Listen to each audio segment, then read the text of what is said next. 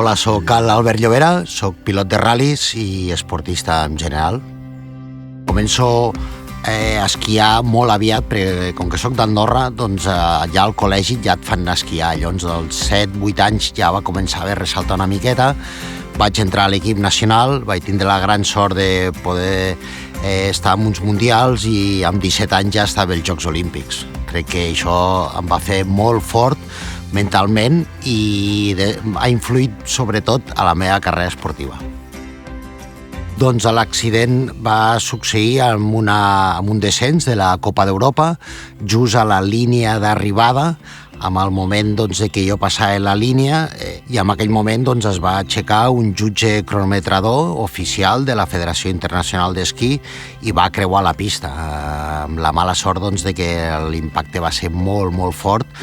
La persona era molt alta i molt corpulenta i jo baixava a 103 km per hora i pesava 67 quilos. No? Llavors em vaig trencar moltíssimes coses amb la fatalitat de que vaig tindre una lesió medular a nivell dorsal 3, 4, 5, que és aquí on tenim el pit, i d'aquí cap a baix no tinc ni mobilitat ni sensibilitat tampoc, perquè la gent a vegades pensa que no camina, no? Però no és que no caminis, que tampoc no sents, tens alteracions d'altres coses, no?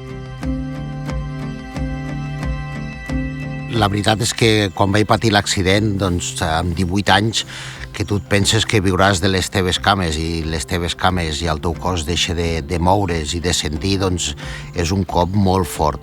Al principi no sabia ben bé el que m'havia passat, jo m'anava despertant i en aquell estat jo parlava amb les infermeres, els demanava aigua i el problema que tenia és que ni es giraven, no? I llavors jo em pensava que estava mort.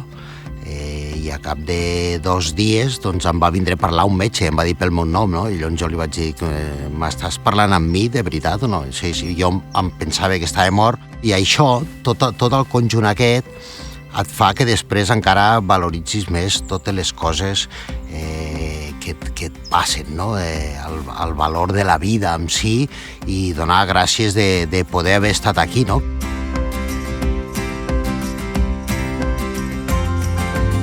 Sí que és veritat que hi ha un canvi bastant dràstic, però hi ha 3 punts molt importants. Primer de tot és un mateix que vulgui sortir d'això que t'està passant, que amb aquest forat que has caigut, i l'actitud és un punt molt, molt important. El segon punt és la família. Tinc molta sort de tindre una gran família, i el tercer punt jo diria que són els amics de veritat, no? Els que no desapareixen o apareixen quan ets qui ets i desapareixen quan et passa alguna cosa així, no? Quan tens un accident així i et quedes amb una cadira de rodes o et passa alguna altra cosa, sempre canvia una miqueta la vida, no? Jo et diria que tampoc no dràsticament, no? A nivell d'actitud soc més o menys igual, ja era bastant actiu i positiu, i a nivell professional ho vaig intentar d'intercanviar, no? I vaig veure que l'automobilisme o el motoresport en general té molta similitud amb l'esquí, perquè els pneumàtics són els esquís, els ginolls són les suspensions i la visió és la mateixa, no? A més, vaig tindre la gran oportunitat de que el meu jefe d'equip em va fer tornar a estudiar, vaig estudiar ortopèdia, i actualment soc pilot de ral·lis, tinc una ortopèdia i treballo per diferents marques per evolucionar coses materials per la gent amb discapacitat, no? I és una cosa que m'alegro moltíssim perquè se'n gaudeixen un grup, un col·lectiu de persones que realment ens canvia la vida, i el que faig és que ens millori, no? El que he fet és no gaudir d'estar en una cadira, sinó simplement estic així, què és el que podem fer, com podem millorar i ho tirar endavant. I indirectament s'ha tornat en un procés de que ajudo moltíssim a la gent, de que el col·lectiu mancava materials més adaptats per nosaltres, i penso i desenvolupo aquestes coses, no? Que a més és un plaer, perquè m'agrada molt aquestes coses. Jo crec que els límits no els meus, sinó els de tothom, ens els fica una miqueta la societat. Hem de ser nosaltres qui els ha de decidir una miqueta on estan els nostres límits.